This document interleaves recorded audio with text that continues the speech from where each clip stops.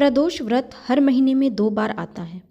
कृष्ण पक्ष और शुक्ल पक्ष की त्रयोदशी तिथि में शाम के समय को प्रदोष कहा जाता है।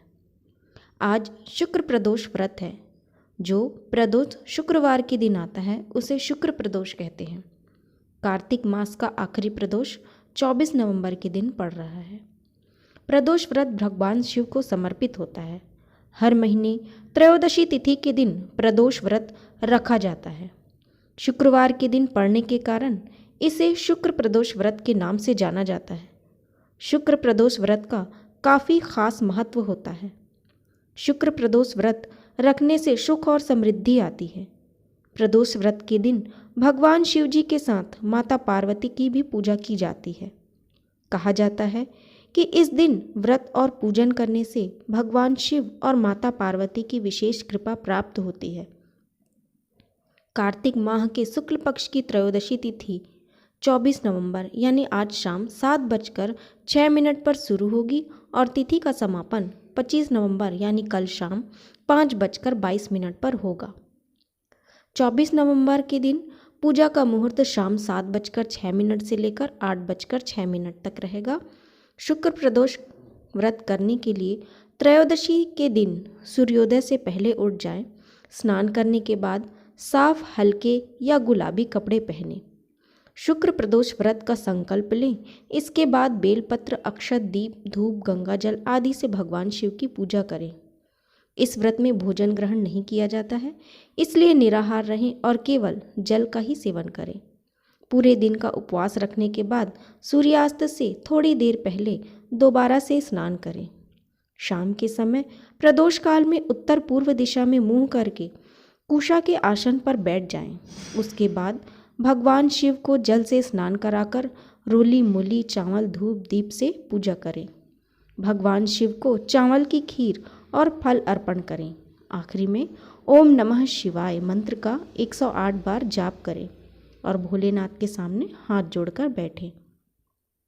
ऐसा माना जाता है कि प्रदोष व्रत की पूजा में कभी भी काले रंग के वस्त्र धारण करके नहीं बैठना चाहिए। इसके अलावा अगर आप प्रदोष व्रत रख रहे हैं तो कोशिश करें कि इस दिन किसी भी तरह का गलत काम न करें। भगवान शिव की पूजा में तुलसी का प्रयोग नहीं करना चाहिए। नारियल चढ़ाते वक्त इस बात का ध्यान रखें कि शिव जी को नारियल चढ़ाना शुभ होता है, लेकिन उन्हें नारियल का पानी कभी नहीं चढ़ाना चाहिए।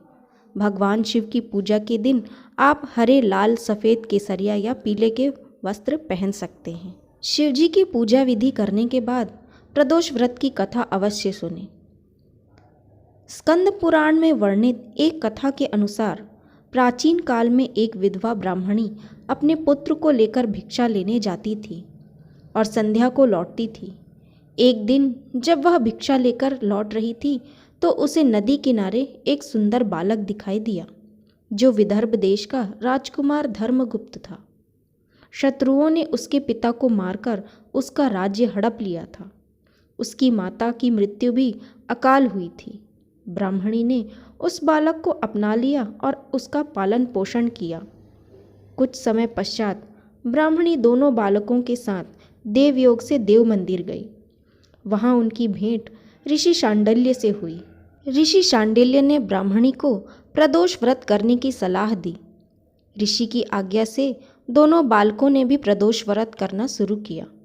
एक दिन दोनों बालक वन में घूम रहे थे, तभी उन्हें कुछ गंधर्व कन्याएं नजर आईं। बालक ब्राह्मण तो घर लौट आया, किंतु राजकुमार धर्मगुप्त अंशुमति नाम की गंधर्व कन्या से बात करने लगे।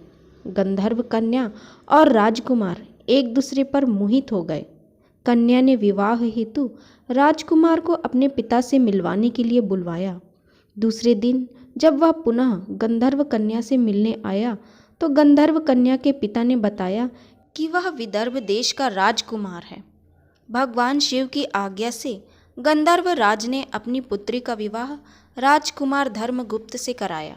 इसके बाद राजकुमार धर्मगुप्त ने गंधर्व सेना की सहायता से विदर्भ देश पर पुनः आधिपत्य प्राप्त किया। यह सब ब्राह्मणी और राजकुमार धर्मगुप्त के प्रदोष व्रत करने का फल था। स्कंद पुराण के अनुसार जो भक्त प्रदोष व्रत के दिन शिव पूजा के बाद एकाग्र होकर प्रदोष व्रत कथा सुनता या पढ़ता है, उसे 100 जन्मों तक कभी दरिद्रता नहीं मिलती।